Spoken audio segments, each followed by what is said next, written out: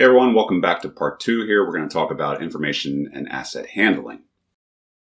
So when we're dealing with data, there's a couple different things that we need to manage. Data maintenance is one thing, and this is the managing of the data throughout its lifetime. So this means at the organization level and also just the general care of the data as it goes through its life cycle.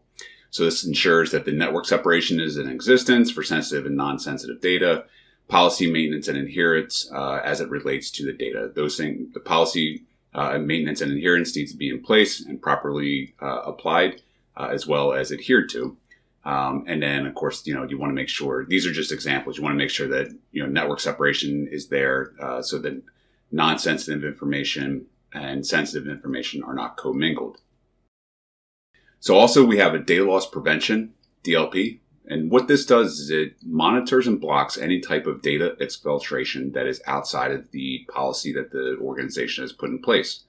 So what it might do is, a simple example here is look for certain data patterns, something like a social security number or an account number, and look for keywords like confidential or secret. And then it's going to either block that information from being sent outside of the network, or depending on how it's configured, it could just alert. It really depends on the situation. There's two types of ways that DLP are applied. There's network level DLP, and then there's endpoint DLP. And at the network, it's usually on the edge, and it's providing those pattern matching at the network edge, looking for information that's going outside the network and attempting to make that block. When the endpoint is a little bit more robust in case where it's going to scan files on the system to make sure that none of that private data or any of that data that is considered protected by the policy doesn't reside on that laptop. So for instance, you might, depending on the organization you work for, you might have a DLP solution on your laptop or your business issued system, whether it's a laptop or desktop or something like that. And what that endpoint DLP is going to do is scan the files and make sure that there isn't any data on there that is resembles any kind of sensitive information in accordance with the organization's policy. And the organization's policy can be configured in the DLP. So you could have something that says no PII is allowed on this particular system, and that DLP solution will ensure that there will be no PII on that particular system or that particular part of the organization. So proper marking or labeling of digital or physical data will alert to the proper handling of the data. So for instance, on physical systems, you may have physical labels. You may have, like for instance, if you go to a doctor's office, or, if you watch a lot of old spy movies, you might remember seeing the stamp of top secret on certain folders. There's also the case where systems that are inside of a data center or inside of an organization may actually have a label on it, a printed label on it that says, confidential, or there may be media, whether it's a USB drive or tape drives or something like that, that will have a label on it that says, this is considered classified information. Digital labels are done as headers or footers or watermarks inside of a document, but it's the same thing. And all this does is, especially in the digital label side, it's going to help those DLP solutions determine whether there's information that shouldn't be allowed outside of the organization. So what about handling sensitive data? Well, we have a couple different ways. There's the collection, the location, the storing, and the destruction of that data.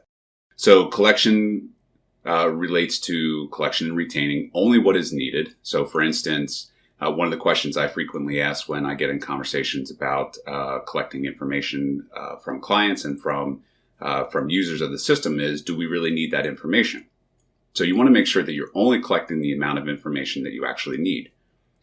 And then you want to follow up with backup best practices for on-site, off-site, regionally dispersed. And what that means is that when you're creating backups for a system, you want to make sure that you have your backup strategy in such a way that your backups are not at risk as well. So the whole purpose of backups is that you're able to restore to a known good state if something should go wrong. And for instance, if you have if your data backups are stored in a location that's only a couple miles away from your primary location, well, that could be a problem if a hurricane or a flood or tornado hits that area. you could lose both your primary and your backups at the same time. So you want to make sure that you're following the best practices around data.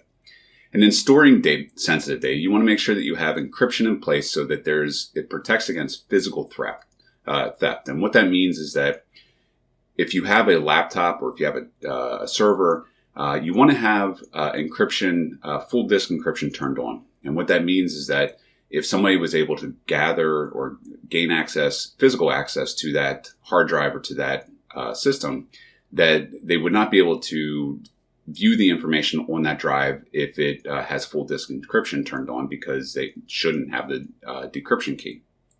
And then as far as destruction of data goes, there's a couple different ways that destroying sensitive data can be done. So there's data remnants. And first of all, data remnants is the data that remains on a media after it's been erased. And this happens, for instance, if you do a delete of a file on your hard drive. The file actually isn't deleted. There's a way that the hard drive will process it. There's a way that the operating system will process that request to delete. But there is going to be data that remains and can be recovered. So the reason why we have all these different destruction mechanisms is to ensure that that data remnants is destroyed as well.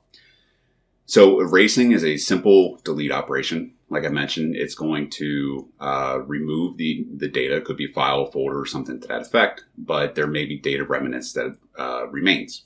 So there's also the clearing or the overwriting, which is rewriting the media with unclassified data. And that will get you a little bit further along in terms of destruction of data.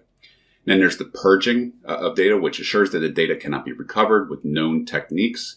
Degauss means magnetically erasing data on a magnetic tape.